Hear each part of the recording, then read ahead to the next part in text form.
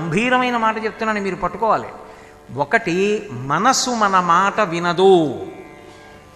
అసలు సాధకుడు సాధన మొదలుపెట్టాడన్న మొట్టమొదటి రహస్యం ఎక్కడో తెలుసా? నా మనసు నా మాట వింటలేదన్న విషయాన్ని ఎవడు తెలుసుకున్నాడో వాడు పూజ చేయడం మొదలుపెట్టాడని గుర్తు. నేను పూజ చేస్తున్నానండని చెప్పిన నాళ్ళు వాడి మనసు వాడి మాట వింటలేదని వాడికి తెలియలేదు. నా మనసు నా మాట వింటలేదని ఎవడు తెలుసుకున్నాడో వాడు పూజ మొదలుపెట్టాడని గుర్తు. ఇప్పుడు మనసుని నిగ్రహించు, మీకు సాధ్యం కాదు. మనసుని నిగ్రహించడానికి కర్మం తీసుకొచ్చారనుకోండి, కొంతవరకు వింటుంది కనీసం. అందుకే వ్యవధానం ఇస్తారు మధ్యలో. ఒకటే చెప్పారనుకోండి, అది వెందు పారిపోతుంది వెంటనే. అందులో నువ్వు పూజకి వెళ్ళి ధ్యానం చెయ్యి, స్వామివారు వస్తున్నారు, అబ్బా రోజు ఇదే తినేస్తున్నావు అన్నట్టుంది. మారుస్తారు. అందుకే నేను మీ ఇంటికి వచ్చాను అనుకోండి, అంటే నేను ఏదో ఉదాహరణకు అంటున్నాను, నిజంగా వస్తానని కాదు. మీ ఇంటికి వచ్చాననుకోండి, మీకు నా మీద చాలా గౌరవం ఉందనుకోండి, మీరు ఏం చేస్తారు? మీరు ఇంట్లో కూర్చోరు కదా, కోటేశ్వరరావు వస్తారు ఇవాళ మన ఇంటికి, బయలుదేరారట విడిదిలోను అని బయటకు వచ్చి నించుంటారు కదా. నేను దిగ్గానే, నేను ఏదో కారులో వచ్చాను అనుకోండి, దిగ్గానే కుక్కపిల్ల వచ్చినట్టు ఆయనే వస్తాడని వెళ్ళిపోరు కదా. అయ్యా రండి రండి రండి రండి స్వాగతం పలుకుతారు, లోపలికి తీసుకెళ్తారు, కూర్చోండి, కాళ్ళు కడుక్కోండి, నీళ్ళు ఇస్తారు, చేతులు కడుక్కోండి, అయ్యా తుడుచుకోండి, నాకు ఉత్తరీయం లేదా, అయినా ఓ గుడ్డ పట్టుకొచ్చి అయ్యా తుడుచుకోండి, కూర్చోండి. మంచినీళ్ళు పుచ్చుకుంటారా? అడుగుతారా? అడగరా? మనసుని కూడా పూజలో అలాగే తీసుకొస్తారు, మార్చి మార్చి తీసుకొస్తారు. ఎందుకని? కర్మ దేని కొరకు అంటే మనసుని నిగ్రహించడానికి ముందు సాధన. ఇప్పుడు పూజ చేసేటప్పుడు ఆవాహయామి కాసేపు చూశాడు, అలాగే చూడవే 1 గంట వరకు అంటే చూడదు. అందుకని ఏం చేస్తారంటే ఆవాహయామి కూర్చున్నావా, చాలా సంతోషం, ఇప్పుడు ఏం చేస్తామంటే పాదయోహో పాద్యంతో అర్పయామి, వాళ్ళిద్దరి పాదాల మీద నీళ్లు పోయి అంటే ఓ తామలపా కట్టుకుని ఇలా అన్నాను అనుకోండి, అయిపోయిందంటే అయిపోయింది. కానీ నేను మనసుతో చూశాను అనుకోండి, శంకరాచార్యులు వారు అంటారు సౌందర్యలహరిలో, కదాకాలే మాథ కదయ కలితాలక్తకరసం పిబేయం విద్యార్థీ తవ చరణ నిర్నీజన జలం ప్రకృత్యా మూకానామపి చ కవితా కారణతయా కథాదత్తే వాణి ముఖ కమలతాంబూల రసతాం అంటారు. నేను ఒక బంగారు పళ్ళెని తీసుకెళ్ళి అక్కడ పెట్టి శుద్ధ జలం ఓ బంగారు కలశతో మా ఆవిడ పట్టుకుంది అనుకోండి, అవన్నీ మీ ఇంట్లో ఉన్నాయా అనకండి, మానసికంగానే కదా. మా ఇంట్లో బంగారు కలశ లేకపోవచ్చు, బంగారు పళ్ళెం లేకపోవచ్చు, మానసికంగా ఊహించడానికి కూడా దరిద్రమే. అవి మా ఇంట్లో ఎప్పటికి కొనుక్కుంటామండి, నేను అలా ఊహించనండి అంటే నేను చేయగలిగింది లేదు. పోనీ మానసికంగా నా భార్య బంగారు కలశతో నీళ్లు పట్టుకుంది, బంగారు పళ్ళెం స్వామివారి దగ్గరికి వెళ్ళి ఆయన పాదాల కింద ఇలా తొయ్యను కదా, స్వామి మీ పాదాల కింద బంగారు పళ్ళెం ఉంచుతాను, అనుగ్రహించండి అన్నాను అనుకోండి, ఆయన ఏం చేయాలి? తన 2 పాదాలు ఇలా పైకెత్తాలా?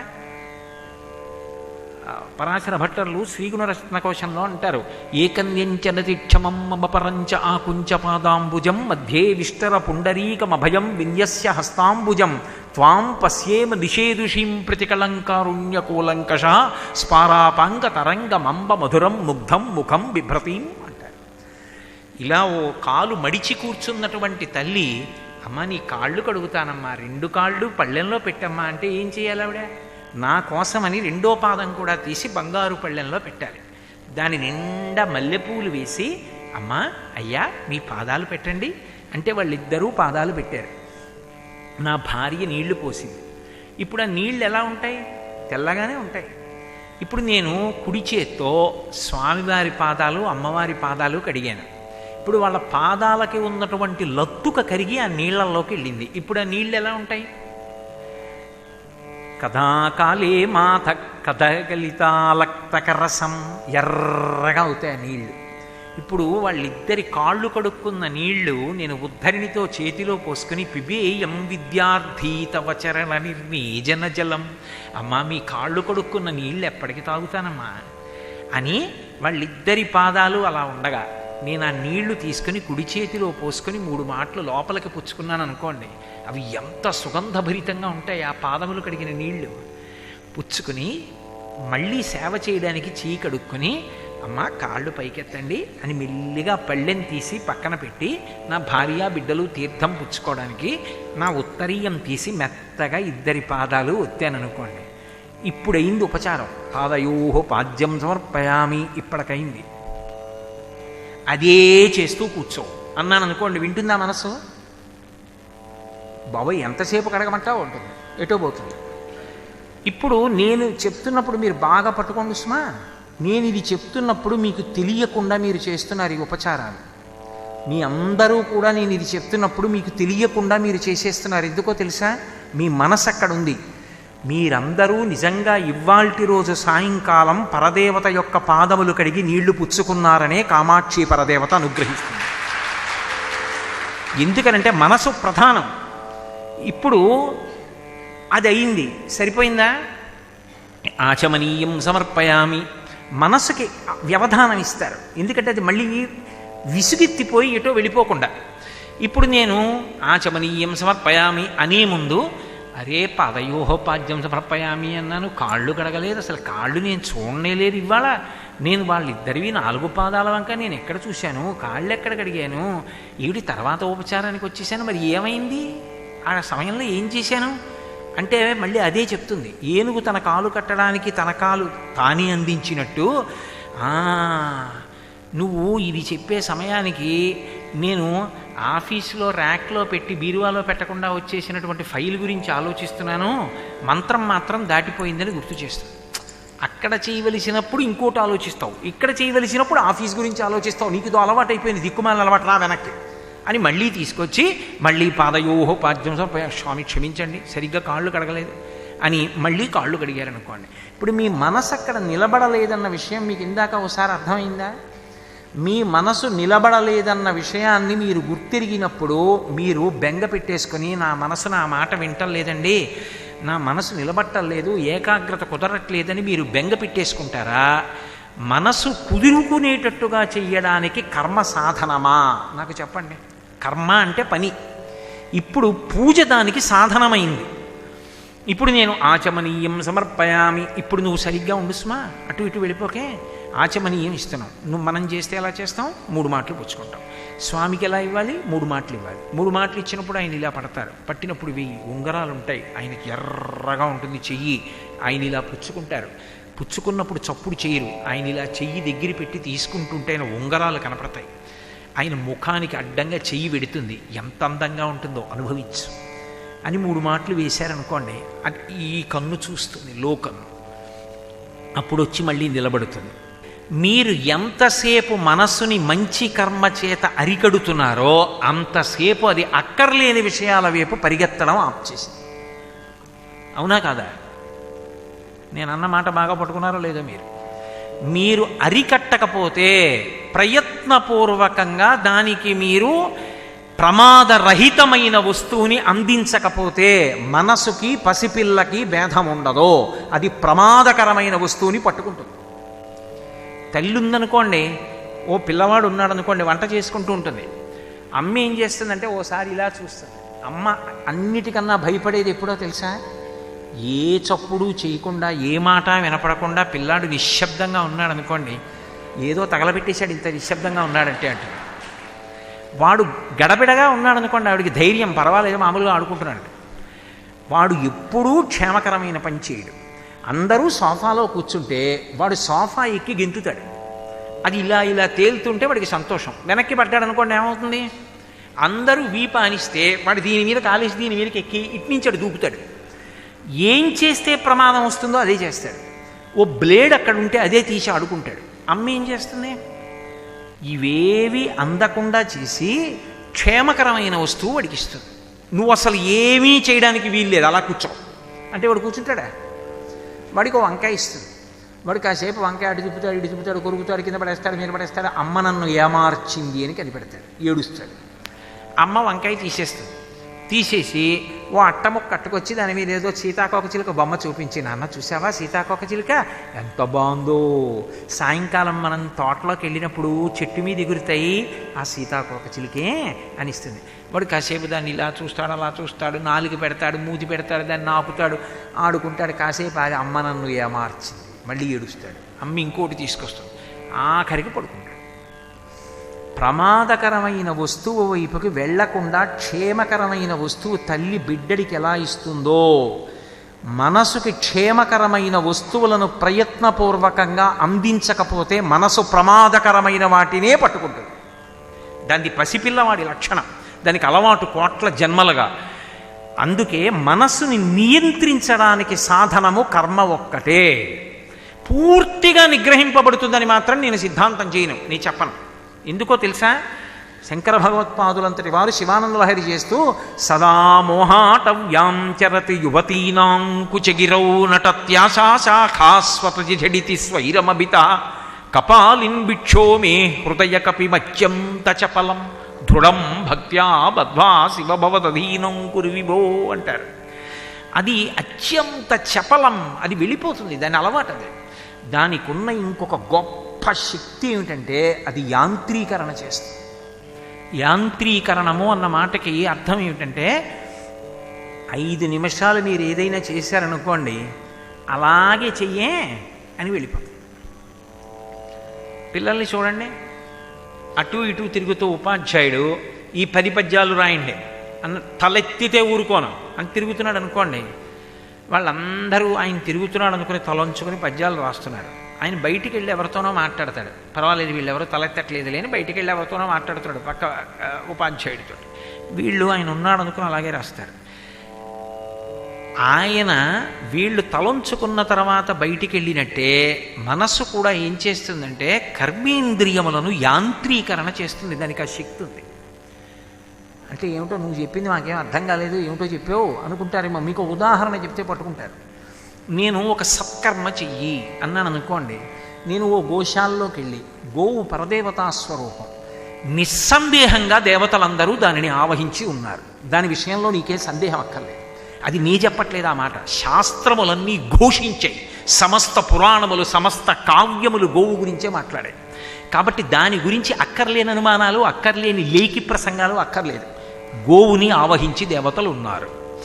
కాబట్టి ఇప్పుడు నేను గోవు దగ్గరికి వెళ్ళి గోపూజ చేస్తున్నాను అనుకోండి, గోపూజ మొదలుపెట్టి గోపృష్ఠభాగం మీద పసుపు కుంకం వేస్తూ ఉంటే ఇది పరదేవతా స్థానం, సాక్షాత్తు కామాక్షి ఆవిడ పాదముల మీద వేస్తున్నాను ఉంటుంది. కాసేపు ఆగిన తర్వాత నేను ఏదో గోవు వెనక నిలబడి ప్రకృతిం వికృతిం విద్యాం సర్వభూత హితప్రదాం అని చదువుతున్నాను అనుకోండి, ఇలా కుంకం వేస్తున్నాను అనుకోండి, ఒక 2 పాదాల వరకు బాగానే ఉంటుంది. ఆ తర్వాత అంటుంది నువ్వు ఇలా తీసి ఇలా వేస్తూ ఉండు, అంతే, నువ్వు నీకు నేర్పే కదా లక్ష్మీ అష్టోత్తరం, అలా చదువుతుండే అంటుంది. ఇది వేసేస్తూ ఉంటుంది, ఇది చదివేస్తూ ఉంటుంది, ఇది చూస్తూ ఉంటుంది, అది వెళ్ళిపోతుంది, అది ఎక్కడికో వెళ్ళిపోతుంది. ఈయన చదువుతూ ఉంటాడు ప్రకృతిం వికృతిం విద్యాం సర్వభూత హితప్రదాం శ్రద్ధాం విభూతిం సరభిం నమామి పరమాత్మికాం. మళ్ళీ ఎక్కడ వెనక్కి వస్తుందంటే లక్ష్మీం క్షీర సముద్రరాజతనయాం శ్రీరంగధామేశ్వరీం దాసీభూత సమస్త దేవ వనితాం లోకైక దీపాంకురాం అన్న శ్లోకం అయిపోయింది అనుకోండి. అయిపోయిన తర్వాత అయిపోయింది లక్ష్మీ అష్టోత్తరం, నన్ను ఏం చేయమంటావు అని చెయ్యి ఆగింది అనుకోండి, నోరు ఆగిపోయింది, మరి చెయ్యి అయిపోతుంది. అప్పుడు వస్తుంది మళ్ళీ, అయిపోయిందా, పసుపు వేసావా, అయిపోయి పూజ అయిపోయింది కదా, ఇప్పుడు ఏం చేస్తామంటే అదిగో ఆ చుట్టూ తౌడు పట్టుకొచ్చి దాన్ని ఎదురుగుండా పెట్టి చక్కగా నైవేద్యం పెట్టి అంటే ఓం ప్రాణాయ స్వాహ ఓం అపానాయ స్వాహ, అంతే, ఇదే అను 2 అన్నాక మళ్ళీ వెళ్ళిపోతుంది. మళ్ళీ 5 స్వాహాకారాలు అయిపోయాయి అనుకోండి, మళ్ళీ వస్తుంది. ఏం చేయమంటావు, ఇది అయిపోయింది కదా, తాంబూలం గోశాల సంరక్షకుడికి ఇచ్చేయి చెప్తుంది, మళ్ళీ వెళ్ళిపోతుంది. నీరాజనం ఇలా పట్టుకున్నప్పుడు ఉంటుంది, ఇలా గంట కొట్టు, ఇది ఇలా తిప్పు, మళ్ళీ వెళ్ళిపోతుంది. యాంత్రీకరిస్తుంది. ఇది మీరు రోజు గమనించుంటారు. నేను ఇవాళ చెప్తున్నప్పుడు మీకు కొత్తగా అనిపిస్తుంది, కానీ మీరు జాగ్రత్తగా గమనించండి, దాని శక్తి గమనిస్తే ఆశ్చర్యపోతారు. మనసుకున్నంత శక్తి, మనసుకున్నంత వేగం ప్రపంచంలో ఇంకెవరికి ఉండవు. అది మహానుభావుడు స్వామి హనుమ. మనసు అంత వేగం ఉన్నా అంత నిశ్చలంగా కూర్చుంటారు. మనోజవం మరుతతుల్య వేగం జితేంద్రియం బుద్ధిమతాం వరిష్టం వాతాత్మజం వనరయూథ ముఖ్యం శ్రీరామదూతం శిరసా నమామి. మనసుకున్నంత శక్తి, మనసుకున్నంత వేగం ప్రపంచంలో ఇంకెవరికి ఉండవు. అది మహానుభావుడు స్వామి హనుమ. మనసు అంత వేగం ఉన్నా అంత నిశ్చలంగా కూర్చుంటారు. మనోజవం మరుతతుల్య వేగం జితేంద్రియం బుద్ధిమతాం వరిష్టం వాతాత్మజం వనరయూథ ముఖ్యం శ్రీరామదూతం శిరసా నమామి. ఈ వేగం చేత అది యాంత్రీకరణ చేసి ఎక్కడికో వెళ్ళిపోతుంటుంది. అందువల్ల ఒక కర్మ చేసేటప్పుడు మనసు అక్కడే ఉంటుంది అని నిర్ధారణ చేయడం సాధ్యం కాదు. కానీ మీరు పరిశీలిస్తున్నారనుకోండి, నువ్వు ఎక్కడికి వెళ్ళిపోయావు, నువ్వు ఎటో పోయావా, నేనేం చెప్పాను, పూజ చేద్దామన్నానా, వెనక్కి రాకుండా ఎందుకు పోతావు అని మీరు గొడవ పెట్టుకున్నారనుకోండి మనసుతోటి. బయట విషయాలు ఏమిటండి, అసలు మనసు తమాషా చూడాలి. మీరు గొడవ పెట్టుకున్నారనుకోండి, అయ్యి ఏమంటావు, అయితే నువ్వు లక్ష్మీ అష్టోత్తరం చదివినంతసేపు నేను అక్కడ ఉండాలి అంతేనా, రా అంటే మీరు మళ్ళీ 4 పాదాలు చెప్పాక వెళ్ళిపోతుంది. మీరు రాత్రి వరకు చదవండి, అది వెళ్ళిపోతూనే ఉంటుంది. అప్పుడు మీరు చిరాకేసి ఇంట్లో వాళ్ళ మీద దెబ్బలాడినట్టుగా, దిక్కుమాలిన గొడవ నీకు నాకు పడదు, ఇంకా నువ్వు నా మాట వినవు, ఒక్క లక్ష్మీ అష్టోత్తరానికి ఉండవు నా దగ్గర, ఇంకా నాకు పూజ ఏమిటి, వాడు అలా మాట్లాడతాడు వాడు, నువ్వేమో నా మాట వినవు అని ఆ చేతిలో ఉన్న పువ్వుల గిన్నె అవతల పారేసి మీరు వెళ్ళిపోయారు అనుకోండి, అది ఏమీ బాధపడదు, మీతోనే ఉంటుంది. అది ఎలా వెళ్ళిపోతుంది, అది సూక్ష్మ శరీరం ఎక్కడికి వెళ్ళిపోతుంది, వెళ్ళదు. అందుకే ఎవరితోనైనా తగువాడవచ్చు కానీ మనసుతో తగువాడరాదు. మనసు మీద దెబ్బలాడకూడదు, ఎప్పుడూ అనునయం చెయ్యాలి. మీరు పసిపిల్లాడి దగ్గరికి వెళ్ళి గంభీరమైన వేదాంతోపన్యాసం చెప్పారనుకోండి, వాడికి ఏమర్థం అవుతుంది? తల్లి చూడండి అమాయకత్వంతో, నీకు ఎన్నో మాటలు చెప్తున్నాను రే, నీకు ఎంత చెప్పినా నీలో మార్పు రావట్లేదు, నువ్వు మాట వింటావా, నీ సంగతి చూడనా అంటుంది. వాడు అమాయకంగా అమ్మ వంక చూసి పక్కున నవ్వుతాడు. వాడికి ఏమన్నా తెలిస్తే కదా అమ్మ ఏం చెప్పిందో. ఆఖరికి అమ్మకి విసిగొచ్చి అంటుంది, ఇవన్నీ రాసుకుంటున్నాను రే, నువ్వు పెద్దవాడి అయిన తర్వాత ఇవన్నీ చదివి గుర్తు తెచ్చి కొడతాను, ఇప్పుడు చిన్నవాడివి కదా కొట్టలేకపోతున్నానంట. అమ్మ ఎలా అనునయంతో అలా సాకి సాకి సాకి సాకి పైకి తీసుకొస్తుందో మనసుని అలా సాకాలదండి. అది నిత్య బిడ్డ, అది ఎప్పటికీ పసిబిడ్డే. అంత జాగ్రత్తగా అనునయం చేస్తూ వెడితే కొంతకాలం అయిపోయిన తర్వాత అది ఏం చేస్తుందంటే మీరు అంటే వస్తుంది, అది మీ మాట వినే స్థితికి రావాలి. సాధన అలా నడవాలి. కర్మ దేనికి పనికొస్తుంది, బాగా పట్టుకోండి ఉస్మానే చెప్తున్నది. కర్మ అంతిమ విజయాన్ని దేనికి ఇస్తుంది అంటే, కర్మ చెయ్యగా చెయ్యగా సాధన చెయ్యగా చెయ్యగా కర్మని మనస్సుని కలపగా కలపగా కలపగా ఒకనాడు ఏం చేస్తుందంటే మనస్సు కర్మతో సంబంధం లేకుండా వచ్చి తాను కూర్చుంటుంది. చూడండి, కొత్తగా బండి కడతారు ఎద్దులు, మీరు ఎప్పుడైనా చూశారో లేదో నాకు తెలియదు, పల్లెటూళ్ళల్లో ఉంటుంది. బండి ఎత్తి పట్టుకుని కాడి కిందకి ఎద్దుని పిలిచారనుకోండి రాదు. ముందు కాడెత్తి పట్టుకుంటే ఎద్దు ఎక్కడ వస్తుంది, ఎంత పిలిచినా రాదు. అది ఆ ఎద్దుని లేపి తీసుకొస్తాడు, తీసుకొచ్చి కాడి కింద తల పెట్టాలి. అది ఇంకొకడిని పిలిచి రే బండి పైకెత్తరా అంటాడు. బలవంతంగా కాడి కిందకి తోస్తే ఇటు తిరిగిపోతుంది అటు తిరిగిపోతుంది. దాన్ని ఏదో తోక మెలిపెడతాడు, అది చేస్తాడు ఇది చేస్తాడు, కంఠం కింద తాడేస్తాడు, ఓ ఎద్దు అటుడితే ఈ ఎద్దు అటుపోతుంది, కౌన్సికర్ర పెట్టి కొడతాడు. మొత్తానికి దాన్ని జాగ్రత్తగా బండి కింద ఆ కాడి కింద తల పెట్టడం నేర్పుతాడు. అలవాటు అయిపోయిన తర్వాత ఏం చేస్తాడు, ముందు ఎద్దు దగ్గరికి వెళ్ళాడు రైతు, తిన్నగా బండి దగ్గరికి వెళ్ళి ఆ బండి ముందు భాగంలో ఉన్న కాడి ఎత్తి ఇలా పట్టుకుంటాడు. రెండెద్దులు అక్కడ పడుకుని ఉంటాయి, అవి ఎటో చూస్తూ ఉంటాయి, లేకపోతే ఇలా వెనక్కి ముఖం పెట్టుకు పడుకుంటాయి. ఈ బండి ఎత్తి పట్టుకుని అంటాడు. అనగానే ఆ రెండు ఏం చేస్తాయంటే లేచి ఒళ్ళు విరుచుకుని వచ్చి కాడి కింద తలపెట్టి నించుంటాయి. వాటి మెడ కింద నుంచి పగ్గం వేసేస్తాడు. ఒక్కసారి కదలండి అని రెండిటి మీద కొట్టి, మీరు చూశారో లేదో పల్లెటూళ్ళల్లో బండిలో సామాగ్రి వేసుకుని వాళ్ళు పడుకుంటారు, అవే వెళ్ళిపోతాయి ఊరు. తెల్లవారేటప్పటికి ఊరు వెళ్ళిపోతాయి. కింద లాంతర వెలుగుతూ ఉంటుంది, అదే దారి బట్టి వెళ్ళిపోతుంది. మొదట దానికి దారి తెలియదు, బండి కాడి కిందకి రావడం రాదు, కానీ రైతు మప్పాడు, నేర్పాడు. ఆ తర్వాత ఇక అది వెడుతుంటే రైతు నిద్రపోయాడు. తెల్లవారేటప్పటికి సరుకు రైతు కూడా ఇంటికి వెళ్ళిపోయాడు. మనసు కూడా అంతే. కర్మ చేయడానికి రా రా రా అని మీరు ఎంత పిలవండి, నే రాను అని ఇంకో చోటుకు పోతుంది. అలా పోయిన మనస్సు కొన్నాళ్ళు అయిపోయిన తర్వాత సాధన చెయ్యగా చెయ్యగా చెయ్యగా ఏం చేస్తుందంటే కర్మతో సంబంధం లేకుండా తాను వచ్చి కర్మ చేసేస్తుంది. అదే మానస పూజ. శంకర భగవత్పాదులు రత్నైకల్పితమానతం హిమజలై స్నానంచ దివ్యాంబరం నానారత్న విభూషితం మృగమదామోదాంకితం చందనం జాజీ చంపక బిల్వపత్రచితం పుష్పంచ ధూపం తథా దీపం దేవదయానిధే పశుపతే హృత్కల్పితం గృహ్యతాం అంటారు. అప్పుడు ఇంక ఏమీ ఉండవు. కళ్ళు మూసు కూర్చుంటాడు. కూర్చుంటే తాను ఏమనుకున్నాడో దాన్ని తీసుకొచ్చి ప్రతిష్ఠ చేసేస్తుంది. తాను కాశీపట్టణానికి వెళ్ళాలనుకున్నాడు. ఒక్కసారి కళ్ళు మూసుకు కూర్చుంటే కేదార్ ఘాట్ చూపిస్తుంది, ఆ మెట్లు చూపిస్తుంది, ఆ కింద ప్రవహిస్తున్న గంగానదిని చూపిస్తుంది.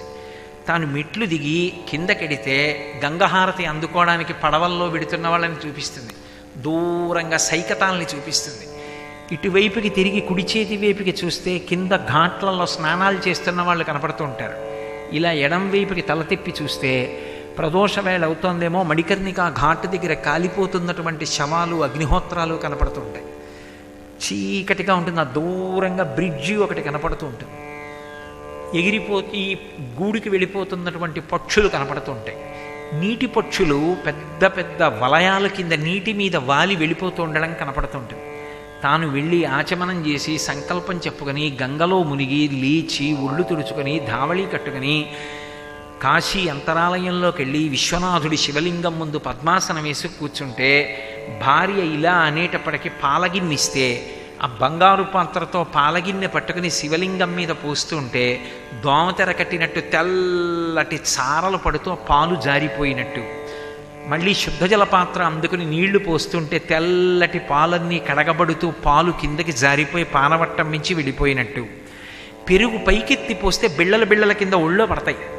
అందుకని పాత్ర కిందకి దింపి చెయ్యాలి పెరుగు. ఆ పెరుగు పాత్ర శివలింగానికి దగ్గరగా పెట్టి చేస్తుంటే బిళ్ళల బిళ్ళలుగా జారి కింద పడి సన్న దారాల్లా గీతలు పడతాయి. ఆ గీతలు పడిన శివలింగం, దాని మీద మళ్ళీ నీళ్లు పోస్తే పెరుగంతా జారిపోయి అక్కడక్కడ ఉండిపోయిన బిళ్ళలు, చేతిలో తేనె పాత్ర పట్టుకుని శివలింగం మీద పోస్తుంటే పల్చటి ఎర్రటి బట్ట కట్టినట్టు ముద్దగా తేనె జారుతున్నట్టు, వెంకటాచలంలో అభిషేకం చేస్తే అందులో పెద్ద పెద్ద దానిమ్మ గింజలు కలిపి చేస్తారు. ఆ గింజలు తేనెతో పాటు బరువుగా స్వామి శివలింగం మించి జారుతుంటే ఏదో ఆ రావణాంతపురంలో ఉన్నటువంటి తెర రత్నాలతో పొదగబడి గాలికి కదిలినంత అందంగా శివలింగం మించి తేనెతో పాటు జారుతున్న దానిమ్మ గింజలు, దాని మీద నీరు పోస్తే తేనంతా కిందకి జారదు, దాని మీద ఇలా వలయాలు వలయాలుగా గీతల్లా ఏర్పడి జారిపోయినటువంటి తేనె, ఆ పైన పంచదార వేస్తే గోడుగా నిలబడుతుంది, శివలింగం అంతా అంటుకోదు. ఇలా కొద్దిగా నీళ్లు పోయిగానే పంచదార అంతా తడిసి ముద్దలా అయిపోయి ముద్దలు ముద్దలుగా కిందకి జారిపోయి పానవట్టం మీద నిలబడుతుంది. అప్పుడు ఒకసారి శుద్ధజలం ఎడంచేత్తో పోస్తూ పానవట్టం కడిగేసి అభిషేకం అయిపోయిన తర్వాత శివలింగం తుడిచి విభూతి పెట్టి గంధం పెట్టి బొట్టు పెట్టి జాజిపూలు భార్య అక్కడ పెడితే ఇలా చేత్తో తీసి ఓం నిధనపతయే నమః, ఓం నిధనపతాంతికాయ నమః, ఓం ఊర్ధ్వాయ నమః అని పూజ చేస్తుంటే శివలింగానికి తగిలేవన్నీ పానవట్టం మీద పడుతుంటే మనసులో చూస్తూ ఆనందపడిపోతూ పూజ చేస్తుంటాడు. ఎక్కడున్నాడు? కాకినాడ నుంచి చెన్నై వస్తున్నాడు. ఎవరికి? చుట్టూ చూసేవాళ్ళకి. నిజానికి తాను ఏం చేస్తున్నాడు? ఆ ప్రదోష వేళలో కాశీ విశ్వనాథుడికి జాజిపూలతో పూజ చేసి అభిషేకం చేస్తున్నాడు. ఇందాక ఏం చేసింది? నామం చెప్తాను, పువ్వులేస్తాను రావే అంటే ఎటో పోయింది. ఇప్పుడు ఏం చేసింది? పదార్థం లేదు, శివలింగం లేదు, పదార్థాన్ని శివలింగాన్ని కూడా తెచ్చి అక్కడ పెట్టేసి కాశీ వెళ్ళిపోయి విశ్వనాథలింగానికి అభిషేకం చేసి అనుభూతిని అనుగ్రహించింది. ఎవరు? ఆ మనసే. దాన్ని లొంగదీయడానికి ప్రథమ సాధనం ఏదైంది? దాని వేగాన్ని నియంత్రించడానికి కర్మ కారణమైంది. సర్వం శ్రీ ఉమామహేశ్వర పరబ్రహ్మార్పణమస్తు. స్వస్తి.